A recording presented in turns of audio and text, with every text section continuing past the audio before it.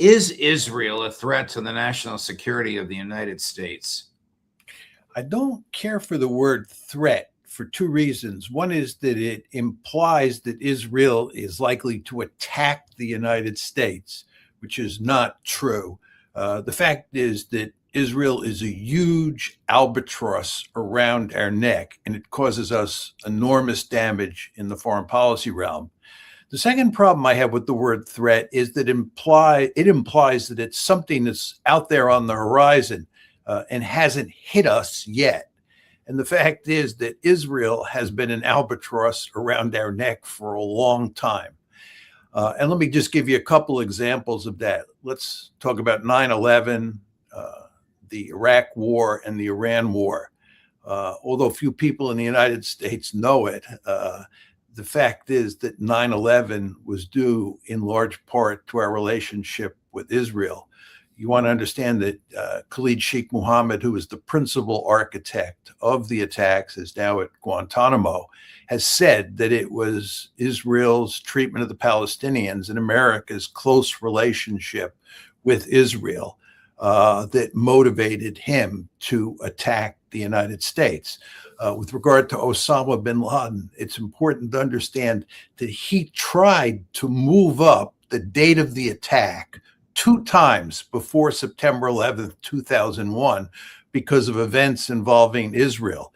In the summer of 2000, when Ariel Sharon, who was then prime minister of Israel, was going to visit the Temple Mount, this so exercised Osama bin Laden that he tried to move up the attack to the summer of 2000. Of course, that didn't happen. And then in the summer of 2001, I think it was either June or July, there were reports that Sharon was coming to the White House to meet with the president.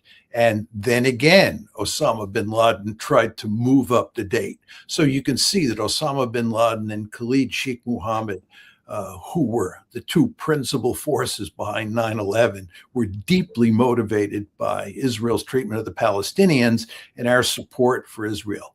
With regard to the Iraq War, it's commonplace today to say that, yes, Israel is in large part responsible for dragging President Trump into this disastrous war, but that was not the case with regard to the Iraq War. That is simply not true. Anybody who has any doubts about that, or to take a look at the chapter in the book that Steve Walt and I wrote on the Israel lobby, where we detail at great lengths the efforts that the lobby and Israel itself made to drag us into that disastrous war.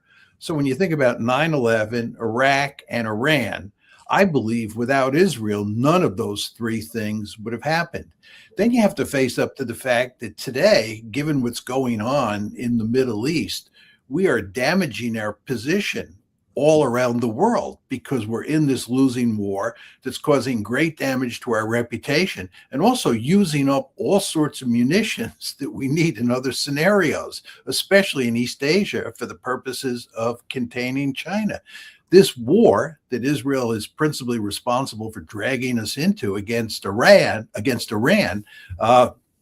is hurting us greatly in East Asia. And then there's the whole subject of the genocide. The United States is complicit in a genocide.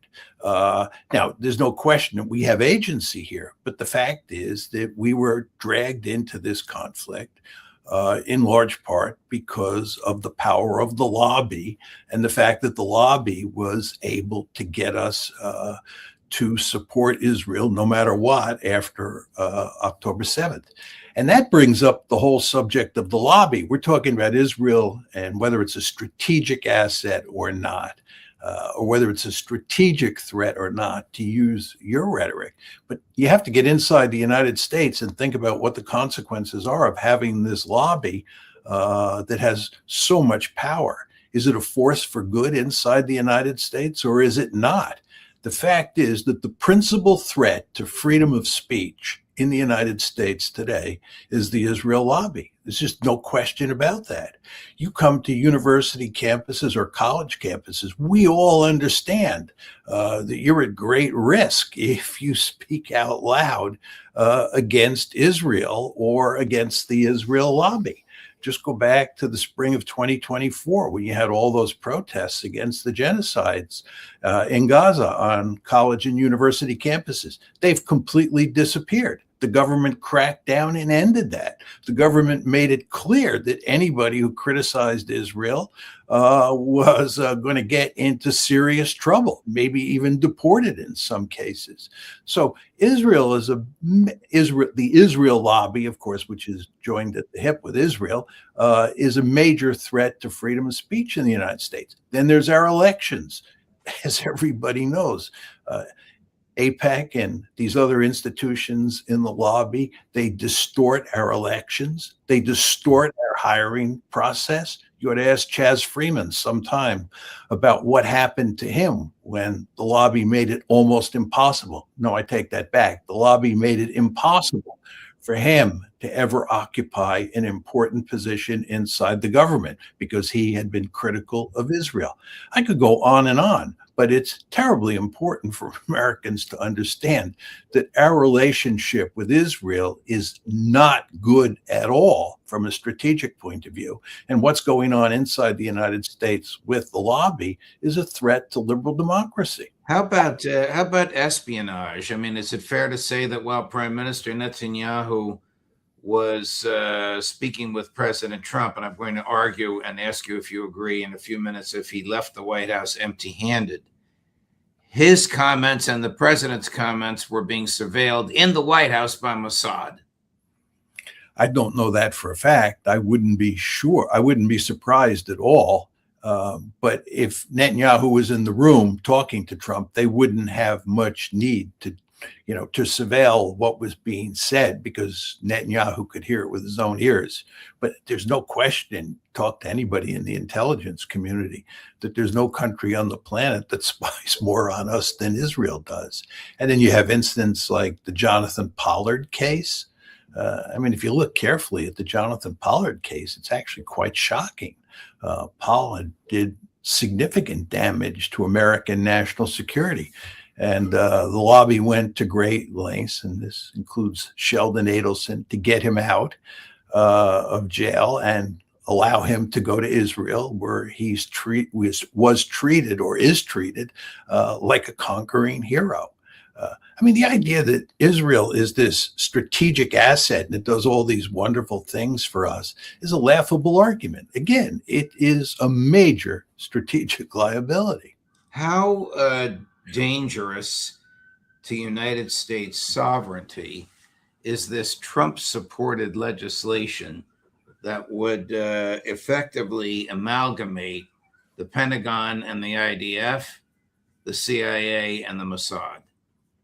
It's actually shocking. And it's not only the legislation itself that is shocking. It's the fact that nobody in the national security community today, or anyone who occupied an important position in the past, has spoken up and said that this should be categorically unacceptable. The United States of America should not be in a relationship with Israel that basically compromises its independence and gives real power to Israel on important national security issues like that. Again, it just shows you the extent to which the lobby influences policymaking in the United States. Haaretz, the Israeli publication, which produces an English version, which you and I regularly consult, says that Netanyahu left the White House the other day. The day was there ostensibly for Senator Lindsey Graham's funeral, empty-handed. When he arrived at Dulles Airport, no American officials greeted him. When he left, no American officials bid him farewell. What was he looking for that he left empty-handed, that he doesn't already have? I would also note that he had difficulty getting a meeting with Trump. Trump had been trying to avoid him. Moreover, that he came in a side door at the White House and went out a side door at the White House. And as we all know, there was no press conference. In the past, when the two of them got together, they would have a big press conference afterwards where they would say wonderful things about each other, wonderful things about the U.S.-Israeli relationship, and it would be all smiles. That was obviously not the case this time. And I think in a very important way, Trump is fed up with Netanyahu. He knows that Netanyahu led him into this disastrous war. And I'm sure that Trump would like to make Netanyahu pay for that. But I think what's going on here is that Netanyahu wanted to meet with the president because it would help his chances of getting reelected in the upcoming elections in Israel. I mean, I think what Benjamin Netanyahu has been very good at doing in the past and wants to convey that he has been good at this and will be able to do it in the future is coming to the United States and manipulating the American political system in ways that are favorable to Israel. I mean, he is a brilliant politician. And when it comes to working the American political system, he's probably better than any American politician. So what he wanted to do was come and show that he was still friends with President Trump. He could get an audience. And then he could say after the meeting that it was the best meeting I've ever had with the president. And that's what he told Fox News on the evening of Senator Graham's funeral. It was the best conversation I ever had with Trump. And Professor Mearsheimer, not a word from the White House and not a word from Trump about this best conversation. We know Trump well enough at this point to understand that after what's happened in Iran, and given the fact that it was the Israelis, David Barnea and Benjamin Netanyahu, who told him that this escapade was going to work out swimmingly, that Trump, as a result of how it has actually turned out, is surely irate with Netanyahu and wants nothing to do with him. And I bet if Trump could figure out a way to punish Netanyahu, he would jump at the opportunity. But of course, he can't do that. Right. Retired IDF General Yitzhak Brick, B-R-I-K. I don't know of him. Chaz Freeman knew him and Ritter knows him. Said 2 days ago, Iran can crush us. Why would he have said that? Well, I think that he fully understands that Iran has a huge inventory of very accurate and very deadly ballistic missiles and drones that it can launch at Israel. And Israel has a limited number of interceptors that can knock down those incoming ballistic missiles and drones. And by the way, the United States, which has played a key role in helping to defend Israel, this was true back in the 12-day war in June of 2025, and it's true in the 40-day bombing campaign earlier in this war. The United States is no longer in a position where it has missiles that it can expend in large numbers to defend Israel. So Israel is not completely defenseless, but it's close to being defenseless. And it's a small country, and there are not that many targets that the Iranians would have to hit to do massive destruction to Israel. So Israel is in a very vulnerable position. You'll notice that we recently had, I think it took place from about July 7th to July 31st, this tit-for-tat war. It was the only real fighting between the United States and Iran since the 40-day bombing campaign that started the war. Remember, we had a 40-day bombing campaign from February 28th to April 8th. And then there was a ceasefire. And the only breakdown in the ceasefire of any consequence since then was this tit-for-tat campaign, which I just described in July. The Israelis sat on the sidelines the entire time. The Israelis had no interest in getting back in the fight. And I don't blame the Israelis at all. The Israelis were willing to pass the buck to us. The Israelis made all sorts of demands that we do this and we do that with the Iranians, but they did not want to enter the fight. And they did not want to enter the fight because they understand that General Brick is correct.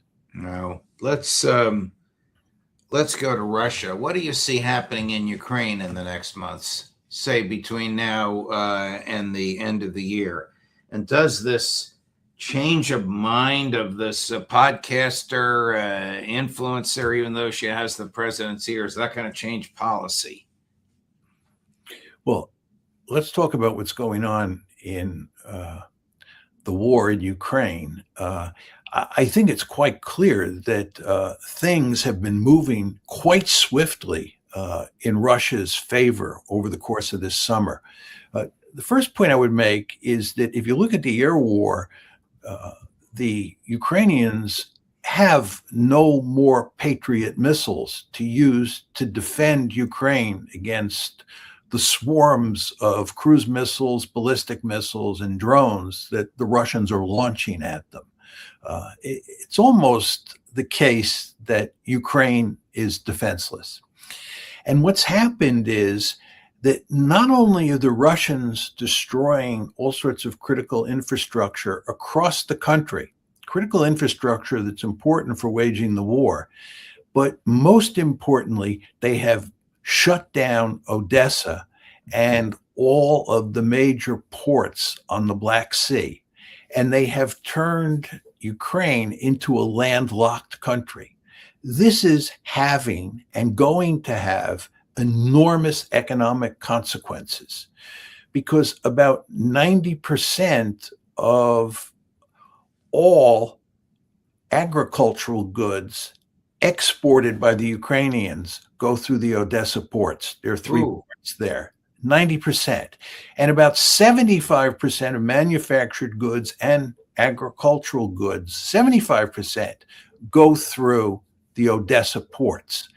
And we know from what happened between February 2022, that's when the war started, and July 2022, we know what happened during those few months when Odessa was basically shut down and Ukraine could not export goods through those ports, that the Ukrainian economy suffered greatly. So if you read the reports from inside Ukraine about what's happening now as a consequence of Odessa being shut down, of Ukraine becoming a landlocked country, it's quite clear that this is going to have catastrophic economic consequences. And you want to remember that this is all happening at the same time there is a huge political crisis inside of Ukraine. Zelensky has just fired his commanding general, General Syrskyi, and he's also fired his defense minister. This is not the sort of thing you want to be doing in the middle of a war, especially when you're being hammered by the Russians. Right. And then on top of all that, if you look at what's happening up on the front lines, the Ukrainians are in great trouble. There's no question that the Russians are making slow advances. They're not racing across Ukraine like panzer divisions raced across France in World War II. That's not happening here. The Russians are moving very slowly. But the fact is that the Ukrainian army is in desperate straits. First of all, Ukraine has a much smaller population than Russia does. And unsurprisingly, now that both sides have mobilized their forces on both sides, I would estimate that the Russians have somewhere on the order of a 3-to-1 advantage in combat troops over the Ukrainians. And the Ukrainians, as we know from Ukrainian officials themselves, have a huge problem with draft dodging. They estimate that there are 2 million draft dodgers in Ukraine, and they have a huge problem with soldiers running away from the front, the AWOL problem. They estimate, and again, this is the former Ukrainian defense minister in January of this year, estimating that there are 200,000 soldiers who are AWOL. Wow. When you're badly outnumbered to begin with, and you're up against the Russian steamroller, 200,000 AWOL soldiers is real trouble. So I think there's no question that when you look at what's happening on the battlefield and you look at the air war, and especially when you look at what's happening with regard to Odessa and the Black Sea ports and the fact that Ukraine is now landlocked, you understand that there's no way Ukraine can win this war. The Russians are going to win the war. They're going to win an ugly victory. And the only interesting question is when that happens.